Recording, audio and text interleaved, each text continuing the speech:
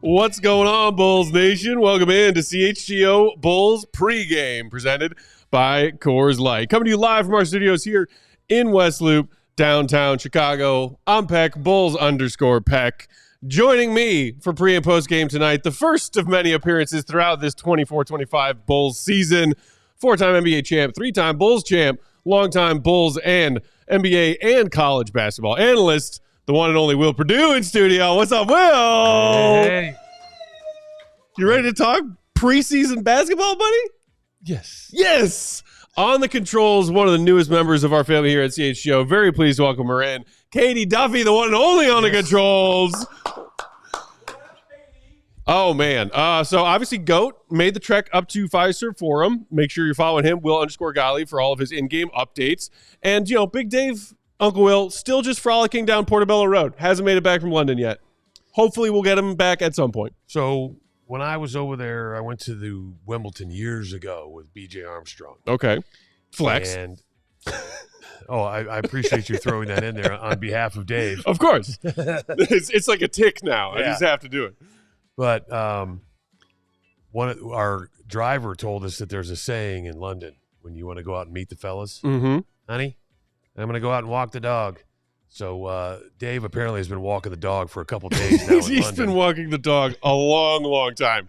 Since last Wednesday, he's been out walking the dog. You didn't tell me he's been out there since Wednesday. Yeah, he flew out there Wednesday, man. Is that He's like just been having a grand old time. Is that or like I guess a jolly old time is how you should say it, because they're in London. Is that like, kind of derelict of duty? What do they call that? Of not like. I think he cleared it with Boss Man over here before he left. No. Didn't ask me. Whatever. Oh, look, he just. Also, yeah, who is this Adam in the comments who just said, I had a couple lovely pints in London about an hour ago with Big Dave? Who are you? Show yourself. With Big Dave. The question is, who bought the pints? My guess is Big Dave. Really? He's a by the people pints kind of person. Oh, wow. A very generous spirit. That I've known. He's a very generous spirit. This is true. But I just didn't know if he spent the coin. Oh, he does. Okay. Yeah, when the mood strikes. A quick example, we were out drinking, I don't know, last year with our buddy Cody from CHGO Cubs at some bar in Roscoe Village. And it was late in the evening, and some pizza delivery guy, poor guy, showed up very late in the night with like 20 pizzas that somebody at the bar had ordered. But whoever ordered those pizzas had since disappeared or had decided in their drunken remorse that they did not, in fact, want to pay for 20 pizzas that they drunkenly ordered. And so Big Dave was just like, I got it, and like paid the full tab to the delivery guy and then just handed free pizza out to the entire patrons of the bar. That boy can score some points. I know, man. That's why we keep him around. All right, let's talk some basketball, baby. Let's talk some basketball. Bulls, Bucks, preseason game 3 on deck tonight. Let's get this part out of the way just because it's not super fun. The injury list, or just its preseason list for the Bulls, is a long one. Still waiting on the official starting 5, but we do know that Billy Donovan plans to rest the vets Vooch and Zach LaVine tonight. In addition to that, any Bulls players who have been dealing with nagging injuries in training camp or from their first 2 preseason games will also being held out, those being Kobe White with the groin tightness, Jalen Smith with the sore knee, Ayo Dosunmu, who got that shoulder stinger in the game Saturday night, Patrick Williams, who had a jammed wrist, x-rays negative confirmed, in that game Saturday night, and then also Lonzo Ball being held out. But the good news there, multiple people had it today after Bulls shoot-around that they expect Lonzo to play in their next home preseason game coming up on Wednesday. So a lot of people being held out tonight.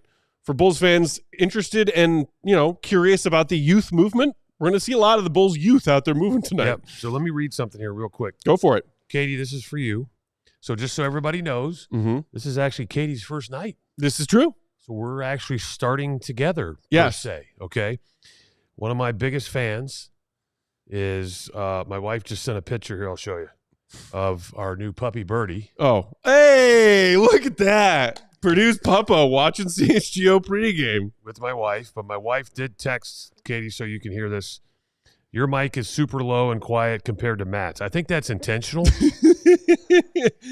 I'm just a loud talker. Yeah, that was on purpose. You're welcome.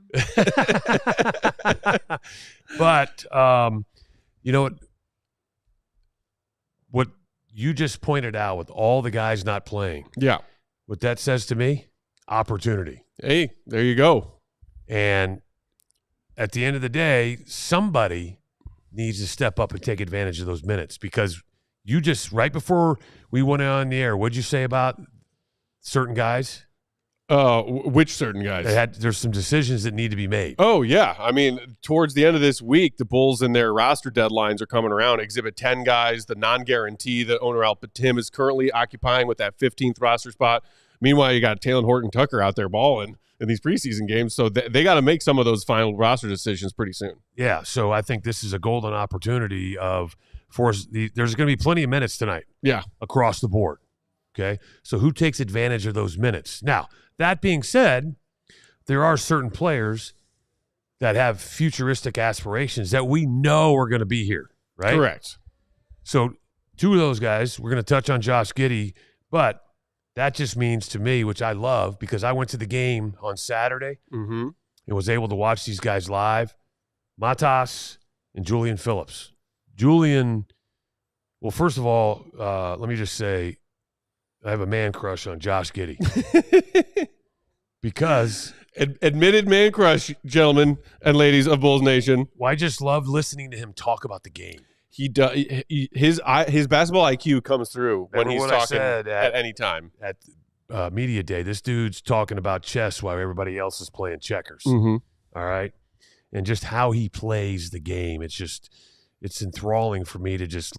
I don't want to say I'm mesmerized, but I don't really go to a lot of games and say I want to watch a particular player. Right. But when I went Saturday night, I was locked in on just watching him. And because, listen, this is a guy that they traded for. Yep. That they have to make a decision on. Do they really want to extend him to a long-term contract? And is this somebody that they see as part of the future? Because we don't know that. Right. Right? Obviously, we think they do. Because you think you're going to let this guy play a year and then not re-sign him and say, hey, guess who we got for Caruso? Right. I mean, Donut. A 1-year loaner of Giddey for Caruso being what they targeted in that trade. They clearly see him being a more long-term piece. So the question is, and we've talked about this in the past when I've been here with you guys, everybody has a dollar sign over their head. Mm-hmm. So what is it that they foresee Giddey at now from a contract standpoint? To if he plays really well, obviously his value goes up, and then what are they going to end up paying him in order to keep him here to now put him together with? Because we had talked about in media day, who on this roster is untouchable? I mean, no one. I think my opinion is that no one on this roster should be untouchable. Do you disagree? No, I do not disagree. Yeah, but okay. I think that if you want to just say, hey, if you're written in pencil, we're talking about the future of this team. Obviously, Kobe White's in pencil. Yeah. Ayo Dosunmu's in pencil. Mm-hmm. Okay. Josh Giddey's in pencil. Because I think, as you talked about, nobody is guaranteed to be here next year if somebody calls and makes an offer that the Bulls can't refuse. Yeah. They I think in their minds they would love for Kobe to be here, Giddey to be here, But I think that when you talk about guys that probably really don't have a lot of value, and I don't mean because they're not tradable and they're not good players, but guys that are part of this future that we can now talk about, that's Julian Phillips and Matas. Yeah. Right? Because there's just so much unknown.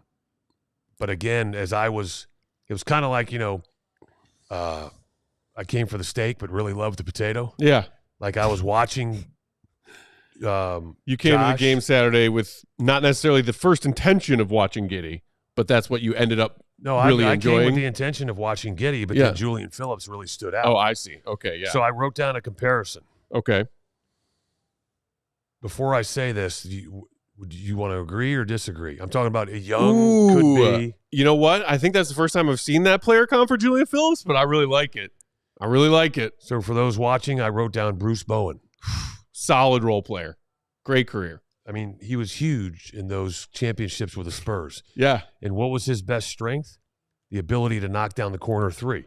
Julian Phillips in that game goes 5 of 8 from 3. Where did he hit? Where were all his makes? Corners. Okay. Corners, baby. And Am I sitting here saying he's Bruce Bowen now? Absolutely not. But what you see is he has the ability to do that. He has the athleticism, all right? He's got the lateral movement. He's got the speed. What we don't know is how much potential he has offensively. Mm-hmm. But that's one of the things you have to focus on when you're in this league is, hey, I know what I'd like to become, but what am I currently, and how do I keep myself on the floor? Yeah. And that's where I think he can be doing that because, the big thing is his length. Yeah, he's a little thin at, 200 pounds, but he's also 6'8", and he's got real long arms. Yeah. So and had the highest vertical in the draft combine, his draft class. But it's not even that. It's about the ability just to guard guys out on the perimeter because I think we've already seen that's one of the weaknesses of this team. There has been some, let's say, underwhelming closeouts from the Bulls defense in their first 2 preseason games. But it's just one of those things because I knew what I saw last year. You're like, man, this guy is about as raw can get. Yeah. 1 year in college, again, one of those guys when he gets picked, you're like, who? Yeah. And I'm an SEC guy. I know where he came from, but I was just like, really? Shout out, Vandy. Tennessee. But I know what you're doing. I was talking about you. I know. But that's in the past. Maybe. But go ahead.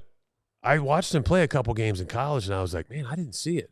But let's give him credit. I mean, this guy showed enough potential to where you're like, okay, I can see this guy being a solid contributor. Again, a Bruce Bowen type that is pivotal in what your team is trying to do if you're truly trying to move in the right direction to become a contender. Right. And, go talk to Billy Donovan during training camp about the likelihood of a guy like Julian Phillips or Dalen Terry getting minutes in his rotation because we kind of projected those two guys to be maybe in that 9-10 range coming into this season because of all the guys that are still here, the addition of Josh Giddey, Lonzo Ball coming back from injury. And Billy said it was possible, but as you were just saying, guys that need to give their coach reason or reasons to say, hey, you need me on the floor.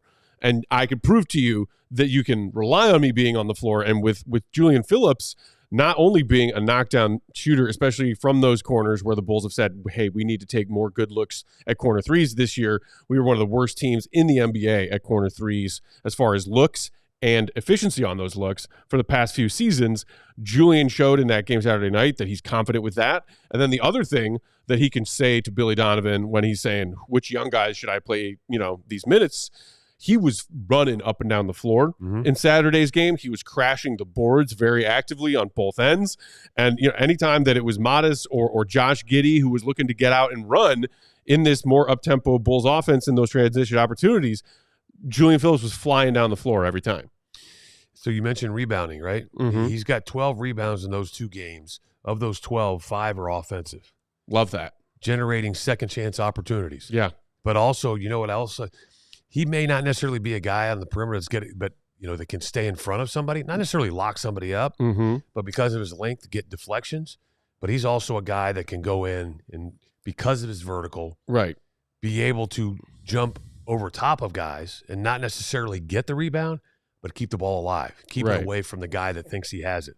We used to refer to Jordan as the rebounding thief. The rebounding thief. Because we used to be in there just rooting it out, putting your body on a guy, putting yourself in position, and you go up with 2 hands to get the rebound, and all of a sudden you just see this hand come in right before you're about to grab it and steal it. Yeah.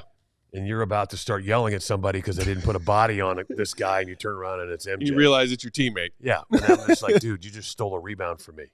I'm tired of working my ass off and you stealing it. Right, yeah. It's just that's what I can see Phillips, not necessarily keep getting that, but keeping it alive, tapping it out of the perimeter. Right.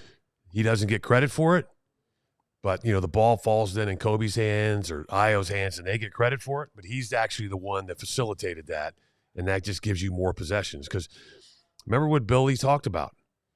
This team's going to be about volume. Mm-hmm. And if they truly are going to win some games, they have to win the field goal attempted battle.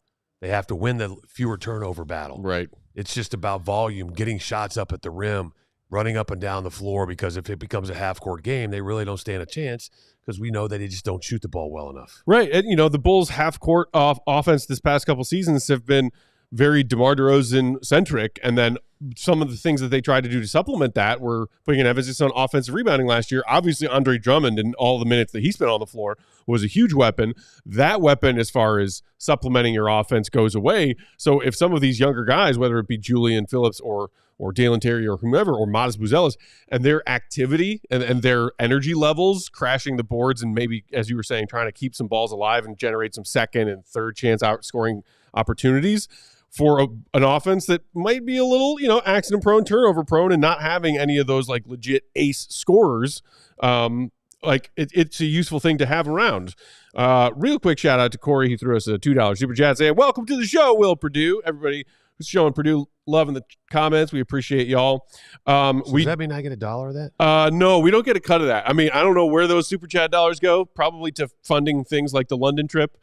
Jake might be able to tell us how that. Yeah, fixing the leak in the ceiling. That's where the super chat dollars go. What's that guy's name? Buying him a shirt? Oh yeah, the shirtless wonder over there. Real quick, we do have our Bulls starting 5, and it's maybe a little bit different than what I guessed, knowing all the guys being scratches. Josh Giddey is in that starting lineup. There we go. Alongside Owner Al-Patim on that non-guaranteed contract, trying to make this Bulls final 15.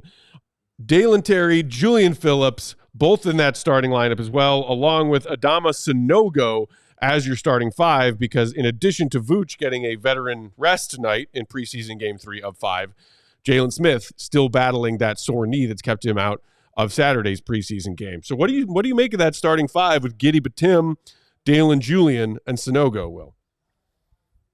Well, I think now we go back to, and this is where we can kind of focus on Giddey. Yes. I have a feeling that ball is going to be in his hands a lot. Which is, I think, something Bulls fans need to see. I mean, he was flirting with a triple-double on Saturday. Classic Giddey stat line. I believe it was 11, 7, and 7 on Saturday. Yep. So, I mean, listen, I think we can all agree that he's proved at this point he's not a three-point shooter. He is 1 for 4 and 0 for 3, so he's 1 for 7 in the 2 games combined. And in his career, over 210 games, he shoots 32%. Mm-hmm. That's not good. Yeah. But there's so many other things he can do, and they'll continue to work on that. He'll get better. But it's kind of like one of those things where I was sitting in the end. I think it was the first half I could watch. I was literally watching his eyes as he brings the ball down the floor, and it's almost like you just see them constantly just perusing the floor, looking, he's basically one step ahead. Yeah. He's one of those guys you always talk about. When does the game slow down? It's obviously already slowed down for him as young as he is, but it's just how he reads it and makes that right pass. Yeah. It's kind of like what he's not Bedard type. Yeah. But listening to the veterans talk about not being prepared for the passes that he could make. Right. Guys that had been in the league 6, 7, 8, 9 years, and here comes this rookie, putting the puck on a dime. Right. Giddey's doing the same thing, and if you're just not ready for it, and that's where repetition comes in, and this is where I kind of feel bad for some of these guys, because now this week, you played Saturday, now Monday, now Wednesday, now Friday. There's not going to be a lot of practice time. I think that's kind of behind them. Right. There's going to be some practice time. They're going to play that last game on Friday. Probably get Saturday off, and then now you set yourself up, start playing for Wednesday for New Orleans. You'll have some practice time there, but these guys are going to have to learn on the fly with this kid. Absolutely. That's what Billy was saying in training camp. Katie, can you please throw that graphic up one more time, please? And thank you. That was, in case you missed it, Giddey's stats through their first 2 preseason games combined. So he's played a combined 45 minutes in their games against Cleveland and Memphis. You see he's scored 22 points on 8 of 21 from the field, 1 of 7 from downtown. But as you were pointing out, stuffing the stat sheet elsewhere, Mr. Perdue, 14 boards, 10 dimes, even chipping in and stealing 4 blocks on the defensive end.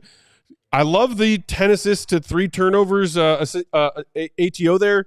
That's what I was harping on when we were getting ready to talk about Giddey and watch Giddey this season.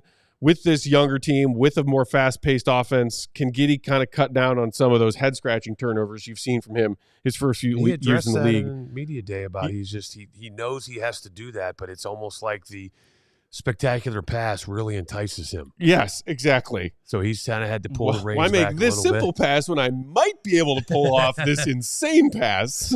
bouncing So it it'll through not be- one but two different defenders' legs. Listen, I saw somebody talk about on the chat there about, is he afraid to attack the rim? I don't think so, but I think what you're going to see is he's not going to be one that finishes with authority all the time. Yeah. He's going to be kind of like I think when you talk about him getting into the paint, all of a sudden now you shift gears and he becomes crafty. Right. Slippery. He's not necessarily, going to be dunking over people, but he'll get plenty of shots at the rim and be able to finish. And, and I'm looking forward to that. But, Will, the one thing that really still scares me, and you were, rattling off some of his career numbers, and in his first two games as a Bull in this preseason action, 1 of 7 from behind the arc. And it's not just that he's 1 of 7 in these first two games combined, because we kind of knew that Giddey, regardless of what he has said about trying to improve that element of his game, we saw him take more threes for his Australian team in the Olympics this summer. But it's what that can allow our opposing defenses to do on a nightly basis. And you saw it plenty in their first two games. If Giddey is not on ball in a half-court set and he is somewhere floating around the perimeter, I mean, it's like anti-gravity for the defense. Like no one's going, fighting to go over screens in Giddey situations at the perimeter. People will absolutely sag off the backside, the weak side, or feel way more comfortable engaging in double teams if the person they're leaving is Giddey behind the three-point line. What do you think about that part of his game that Bulls fans are worried about? Well, it's going to affect what their defense does, or the opponent's defense, because it's just this is a team as a whole that struggles from behind the arc, right? That's why you're constantly talking about how quickly they have to play so that they can look to attack the rim before the defense can get set. Right. Correct? But if you're having to rely on mid-range shots and perimeter threes more than the ability to get into the paint, especially off the drive, because now you talk about hypothetically if Giddey's in the corner, his man's going to have 1 foot in the paint. Yeah. And they're going to dare you to throw it to him. And, hey, until he proves he can hit, we're just going to let him shoot. And we're going to run out at him, put a body on him, but we're not out there trying to really contest the shot. So it's more or less we're going to get out there so he doesn't drive, so he doesn't put it on the deck to get a little closer. But that's where it's just I think you're going to constantly see them looking to run, throw the ball ahead.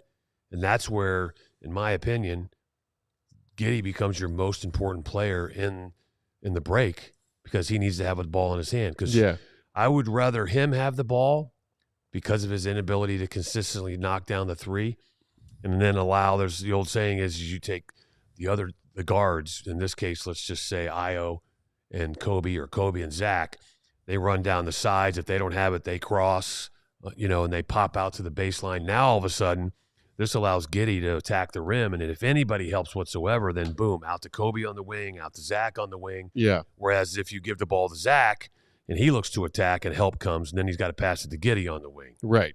Or Giddey that's different because those guys probably aren't going to go help. Yeah.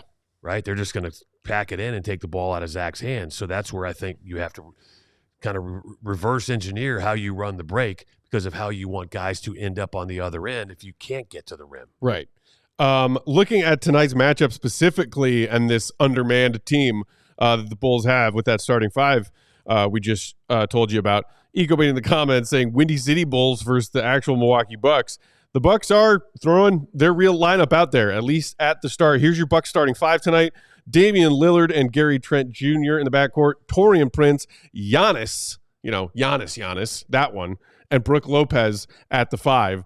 So knowing what we know about this makeshift Bulls starting lineup tonight, Will, and hey, maybe Doc Rivers gives those guys some first quarter run and then says, okay, everybody come sit down. But at least out of the gate, just out of curiosity, who do you see matching up with who? Like who, if you're Billy Donovan, who do you say, okay, go out there and do your best to guard Damian Lillard? Who do you say, okay, go out there and do your best to guard Giannis? See, this is where who's starting at the 3-4-5 again? So like you got Dalen, Julian, Sanogo. So I'm putting Julian, and that's what I was just going to say. I'd love to see put Julian on Giannis. Yeah, that's absolutely. what I was going to say. Listen, at the end of the day, if Giannis gets ahead of steam from half court, I don't care who you are, you're not stopping. It's a freight train, and you're not going to get the benefit of the doubt from the official either. Right. But this isn't a golden – this, again, what did we say? Opportunity, right? Is there something that Julian can do to slow this guy down? Not necessarily prevent him from scoring. It's not going to happen. But with his athleticism, can he possibly turn him towards the help? Right. Prevent just the straight line drive downhill. Can he contest the shot? Can he keep him off the boards?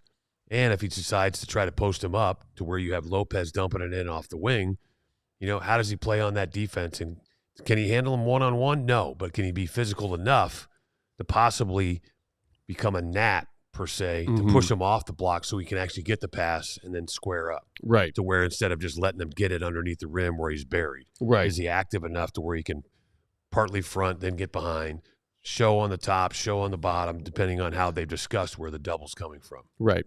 Well, it's going to be an interesting one tonight, Bulls Nation. The Bulls. Man, that went by 30 minutes went by that half quickly. Hour goes like that. Bam. Lickety split, Will. And hey, unlike certain other platforms, no 18 commercial breaks you got to squeeze into pregame. We just talk, baby. Thanks for tuning in to CHGO Bulls pregame. Hit that like button if you were hanging out with us on YouTube and you haven't done it yet. We appreciate it. Make sure you also subscribe. We'll be right back here for CHGO Bulls postgame live when we will be Peck and Uncle Will in these very same chairs, and we will hear from Will Gottlieb from the Fiserv Forum. Make sure you follow Will for his in-game updates and reporting on the Bulls, Will_Gottlieb. This guy right here, four-time champ, Will_Perdue 32. Follow him too. I'm Bulls_Peck. We are CHGO_Bulls. Enjoy this game. Shout out to Katie Duffy getting the first one under the belt. All right. Shout out to Jake Law, everybody else on the production crew for helping her out today. It was just supposed to be a training day, but crazy things happen.